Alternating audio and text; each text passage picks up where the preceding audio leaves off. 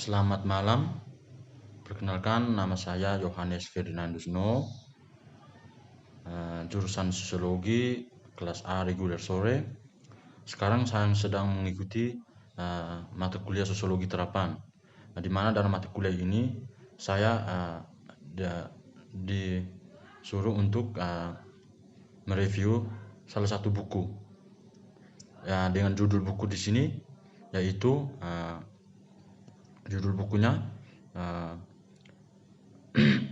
kritik media dan masyarakat informasi. Dalam buku ini saya menjelaskan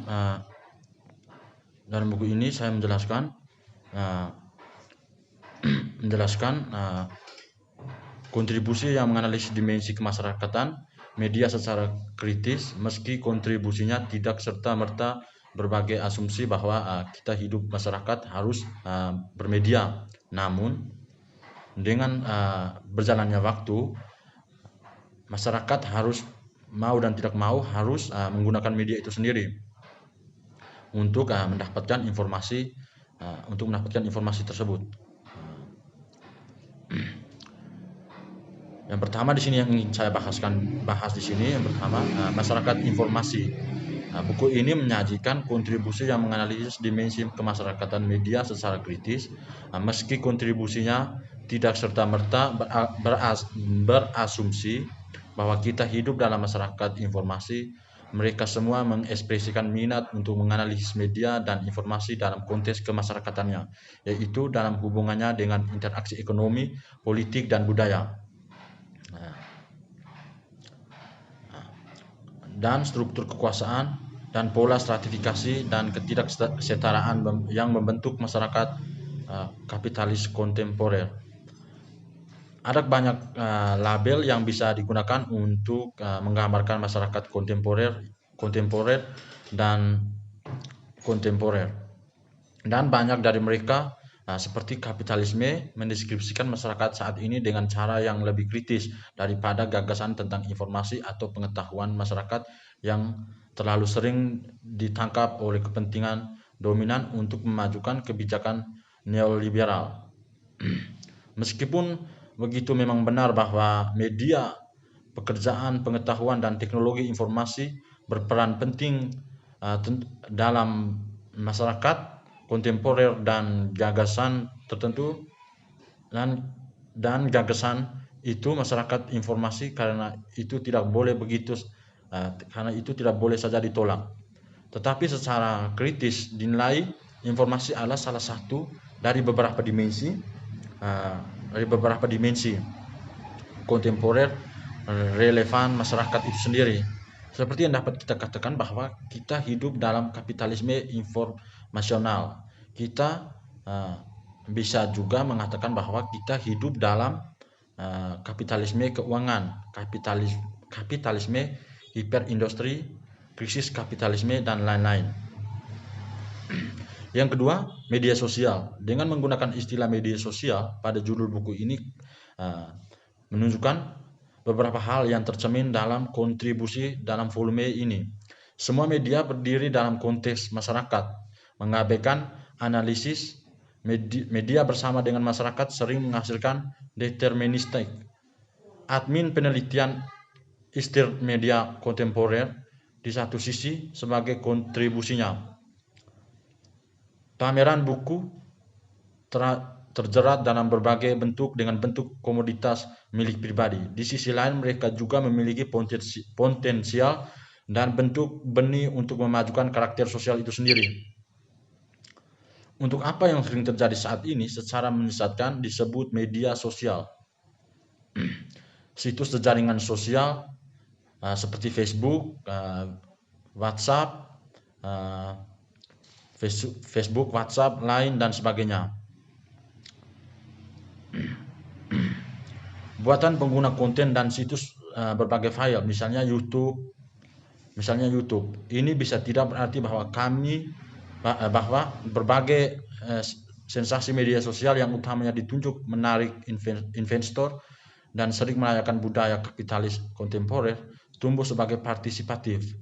demokratis dan kreatif tanpa memberi cukup pertimbangan, memberi cukup pertimbangan. Ya. Yang berikut kita masuk di krisis kapitalis. Bab dalam buku ini ditulis di masa krisis kapitalis dan seterusnya mencerminkan bahwa pengalaman hidup seseorang yang spesifik dan saat krisis dan perubahan.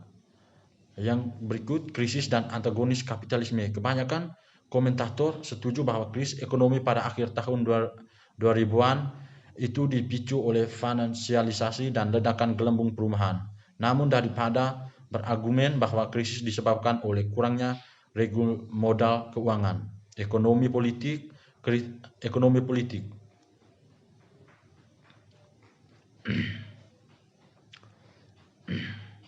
Selanjutnya kita masuk di bab yang pertama, yaitu bagian yang pertama sini. Di bab yang pertama sini studi kritis masyarakat informasi Christine Vance. Christine berpendapat bahwa lonjakan minat pada merek seharusnya dalam studi tersebut media dan komunikasi mengarah pada pertimbangan ulang dan penyutan pendekatan dari sekolah Frankfurt dan ekonomi politik kritis, Marxist analisis dan relevan untuk membahas peran masyarakat informasi dan kapitalisme, mengkritik ideologi internet dan media, dan bahwa berdiri dan mengkonseptualisasikan secara kritis komodifikasi. Yang bagian kedua, studi internet dan media sosial kritis dikritisi oleh Andre Weinberg, di mana ia berpendapat bahwa Marx memberikan beberapa elemen untuk sebuah kritik teori teknologi. Dia menunjukkan bahwa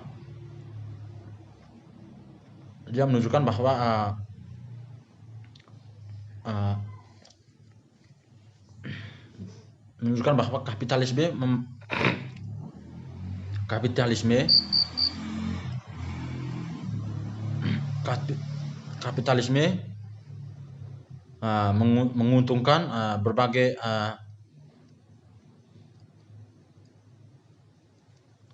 berbagai orang, di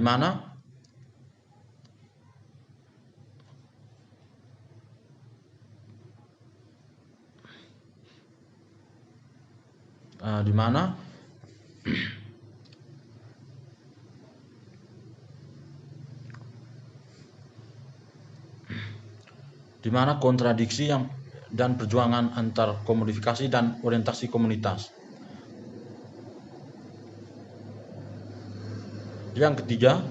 Bab yang ketiga, studi kasus tenaga komunikasi.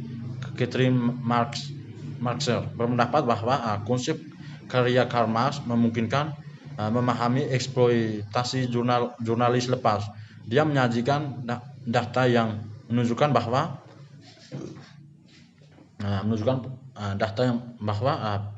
proletarisasi Marxis dewasa ini sering mengambil bentuk feminis pekerjaan, karya budaya jurnalisme lepas dan lebih tinggi pendidikan serta bentuk awam jurnalis baru bebas.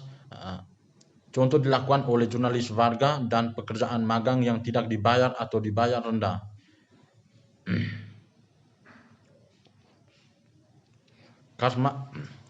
Yang berikutnya, Karl Marx dan pasal dalam buku ini.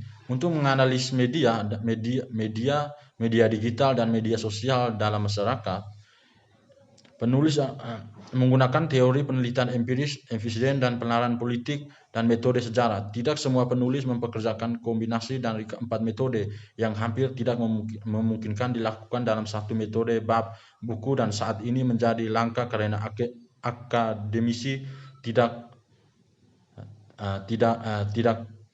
teratur, melainkan metode yang teratur.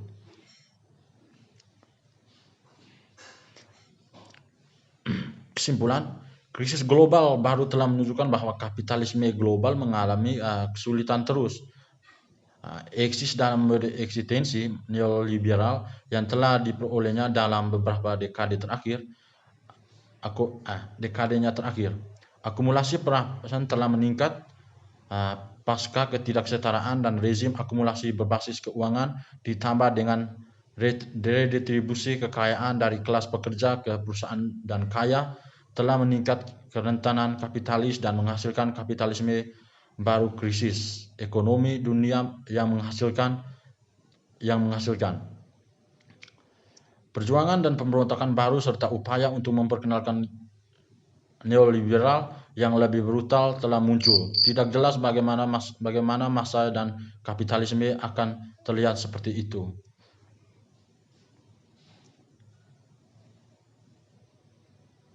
Mungkin itu penjelasan dari isi buku ini. Sekian dan terima kasih.